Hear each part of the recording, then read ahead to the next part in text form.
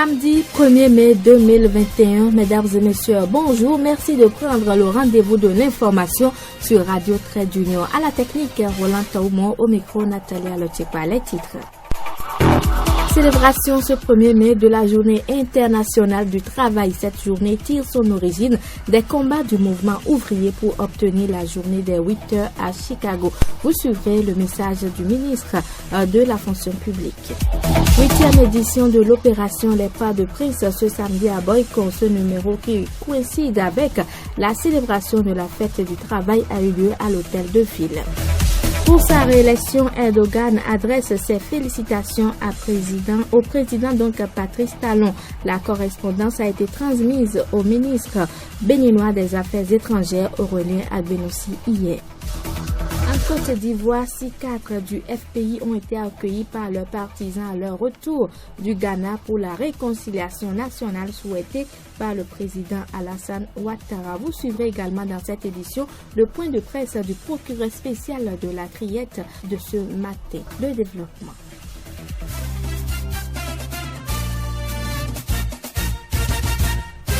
Arnaud Xavier Avodagou, bonjour.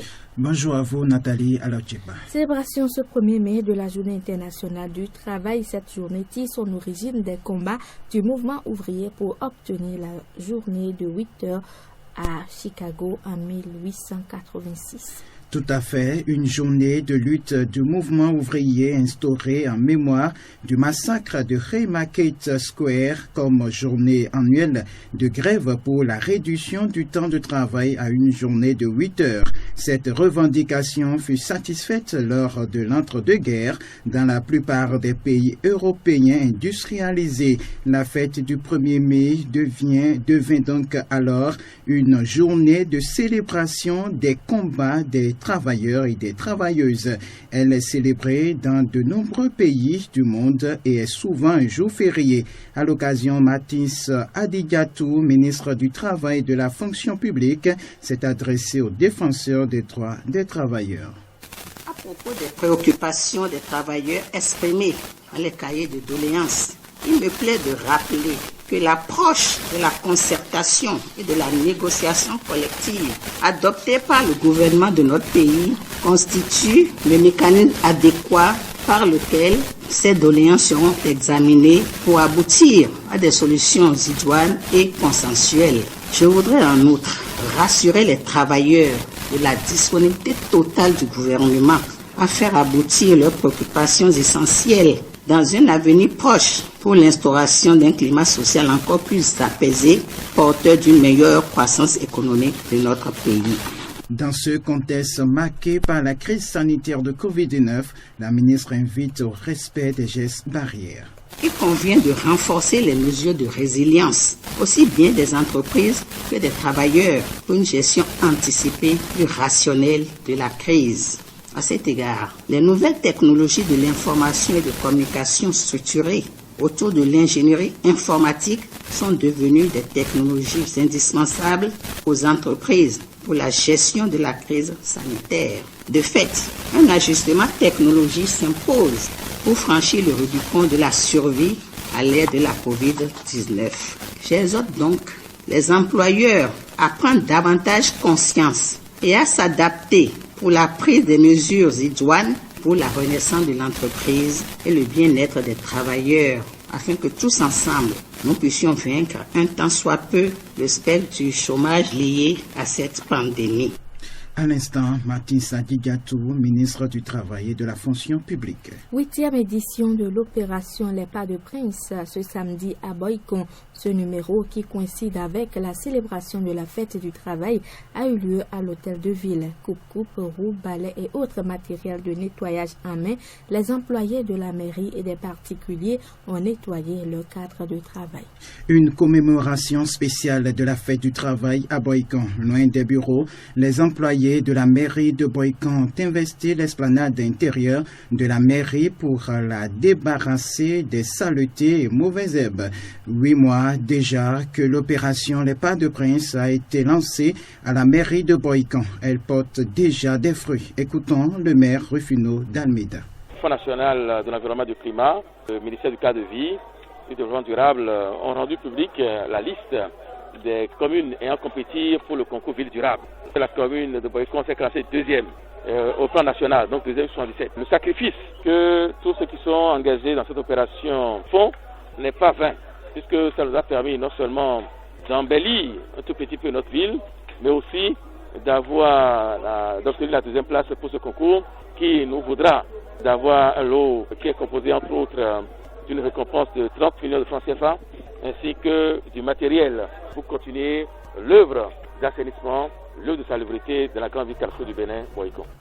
Il fait un bilan à mi-parcours de l'opération Les Pas de Prince tout en abordant les perspectives. Les Pas de Prince, c'est une opération salvatrice. C'est une opération qui se déroule très bien. S'il est vrai qu'à la première édition, on était 400 ou 500, tous agglutinés autour du maire. Dès la première édition, j'ai demandé à ce que l'opération soit déconcentrée dans les arrondissements. Alors je vous parle, tous les chefs d'arrondissement sont en train de balayer, sont en train de dessoucher, sont en train de désherber leur arrondissement.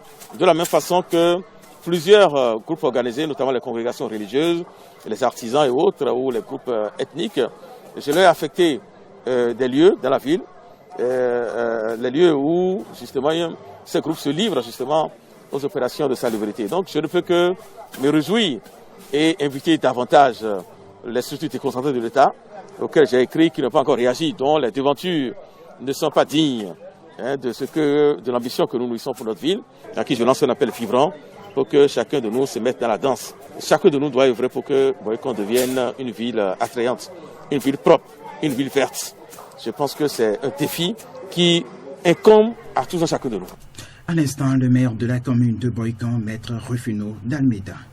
Point de presse du procureur spécial de la Criette ce matin à Porte-Nouveau.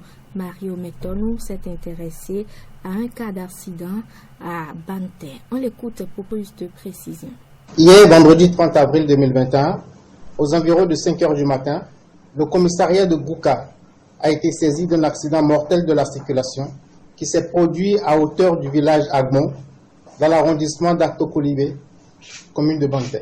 Les premières constatations ont permis de relever que l'accident s'est produit entre un minibus de marque Mazda immatriculé BH0337RB de couleur rouge et un bus de marque Renault appartenant à la compagnie coopérative Transport Voyageurs, en abrégé CTV, immatriculé BH1479RB sur la route nationale inter-État numéro 3, tronçon Savalou-Banté. Venant de Gouka, le minibus qui roulait certainement à très vive allure en direction de Banté est entré en collision frontale avec le bus qui était en stationnement au bord de la voie. Des 4 occupants du minibus, 2 sont décédés sur le champ et un troisième, le conducteur, a succombé à ses blessures quelques instants plus tard à l'hôpital de zone de Savalou. La fuite du minibus a permis de découvrir qu'il transportait 56 sacs de jute imbibés d'huile rouge. 56 sacs. Cependant, à l'ouverture des sacs, en lieu et place de l'huile rouge, il a été découvert des cartons de munitions de calibre 12 soigneusement emballés.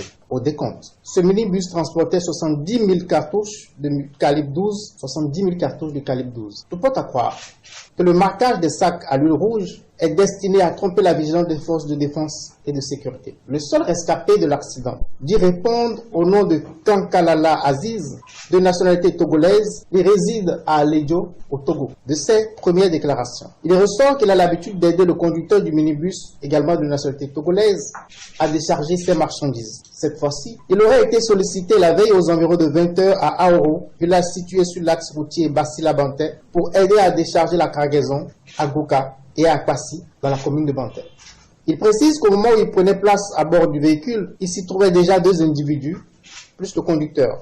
Mis au courant de ces événements, j'ai fait ouvrir une enquête en vue d'établir l'origine précise de la cargaison, le lieu de son chargement, l'eau pour les destinataires, leur motivation réelle, ainsi que l'usage auquel la cargaison est destinée. Les officiers chargés de cette enquête sont à pied d'œuvre et je garde un contact permanent avec eux. Je rappelle que ces faits interviennent dans un contexte où plusieurs actes de violence, d'attaque et d'agression ont été planifiés pour empêcher l'élection présidentielle du 11 avril 2021. Certains de ces actes ont malheureusement été mis à exécution et ont engendré de nombreux blessés graves au sein des forces de défense et de sécurité de notre pays, dont certains ont été atteints par des balles de calibre 12 et des armes de guerre dans les localités de Banté, Gouka, Akwasi, Savé, Papane, Tchaouro, Parakou, pour ne citer que celle-là.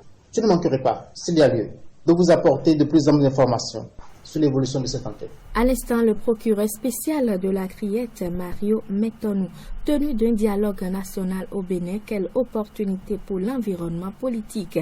C'est le thème qui a été débattu sur l'émission Rodi de ce matin qui a reçu 3 invités. Il s'agit bien sûr de Hervé Thierry Azonré, docteur géographe à l'université d'Abomey-Caravi, membre du parti Union Progressiste, Parfait Goussi, coordinateur du parti Foscori pour un Bénin émergent de la 24e circonscription, et Théophile Raphaël Assoba, membre de la société civile à Abomey. Selon Parfait Goussi, coordonnateur du parti Foscori pour un Bénin émergent de la 24e circonscription, la réconciliation est une exigence. On l'écoute. La réconciliation est aujourd'hui une exigence. C'est une obligation. Parce que lorsque nous sommes dans une famille, et il y a de divergences, on ne s'entend pas. La seule chose qui s'impose à nous, c'est le dialogue. Nous devons passer à la table de discussion, de négociation, pour qu'ensemble nous pouvons trouver un terrain d'entente. Casser des choses à gauche, à droite, ne va pas régler aussi les problèmes. De même, arrêter les gens à tort et à travers dans tous les sens ne va pas régler. Au contraire, ça va empirer les choses. Nous appartenons à une seule nation. Moi, je n'ai que sur le Bénin. Alors nous avons une obligation de tout faire pour que la paix revienne. Et le président de la République, en tant que le père de cette nation, il doit se vêtir de l'humilité. Il doit se rappeler de son passé. Comment il a été traité, comment il a été pardonné, pour aussi pardonner les gens. C'est seulement par le pardon que nous pouvons reconstruire ce pays. Et je voulais également dire ceux qui sont à côté du pouvoir et qui pensent que tout est fini et qu'ils ont le pouvoir absolu. Non, cette chaise a été occupée par quelqu'un d'autre. Ils sont là aujourd'hui, c'est quelqu'un d'autre qui va aussi occuper. Pour le docteur géographe à l'université d'Abomey-Caravi, membre du parti Union Progressiste, l'opposition doit donner les directives de la réconciliation. Écoutons Hervé Thierry Azonré. Si nous savons quels sont les mobiles, les fondements, les attentes de cette réconciliation qu'on demande, parce que nous ne pouvons pas aller à une table de discussion sans savoir les mobiles réels. À un moment donné, c'était les élections. Aujourd'hui, c'est quoi? Il faut qu'on le sache. Si c'est pour faire revenir ceux qui ont fui le pays, parce que moi je ne dis pas exilés politiques, donc ceux qui ont fui le pays, bon mais qu'on dise c'est pour ça, et qu'on s'asseye et qu'on définisse les conditions pour qu'ils reviennent. Mais si ce n'est pas ça, et qu'on a fait les élections, et qu'on veut s'asseoir juste pour que des gens qui sont en porte-à-faux avec la justice puissent rentrer au pays, puis voilà, on a pardonné. Moi je dis qu'il y a un certain nombre de paradigmes qu'il faut abandonner définitivement. C'est-à-dire, réconciliation nationale, on pardonne, la justice est aux ordres, c'est fini. Le dialogue national au Bénin est une opportunité, mais les partis d'opposition doivent jouer leur rôle. Écoutons Théophile Raphaël Assoba. Une entente, c'est toujours nécessaire. Mais la réconciliation, donc, c'est lié à ce qui se passe aujourd'hui. Et tout à l'heure, je disais, il faut vraiment que l'on sache la cause. Et quelle que soit la cause, je demande à ceux qui veulent, qui souhaitent l'assise, de prendre leur temps pour s'éloigner de la situation électorale actuelle et de la nouvelle prise de pouvoir pour poser le problème. Parce qu'il y a toujours un problème quelque part. Mais il faut que l'on sente que c'est avec la bonne volonté. À l'instant, Théophile Raphaël Assoba, membre de la société civile. Pour sa réélection, Erdogan adresse ses félicitations à Patrice Talon. La correspondance a été transmise au ministre béninois des Affaires étrangères, Aurélien Benossi, hier par l'ambassadeur de la Turquie au Bénin, Recep Tayyip Erdogan. Il félicite Patrice Talon au nom de son peuple et en son nom propre pour sa réélection à la présidence de la République du Bénin.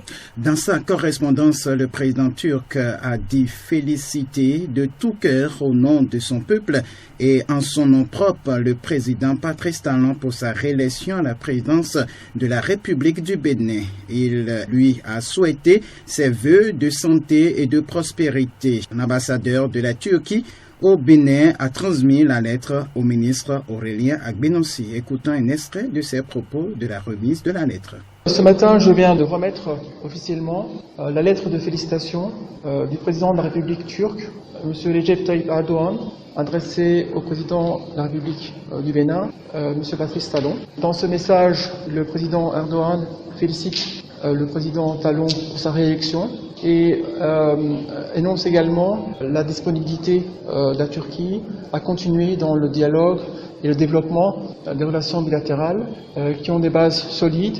Et donc, nous sommes prêts à explorer avec la partie béninoise les nouvelles pistes pour le développement durable des relations dans l'avenir. Et c'était un peu le but de la visite.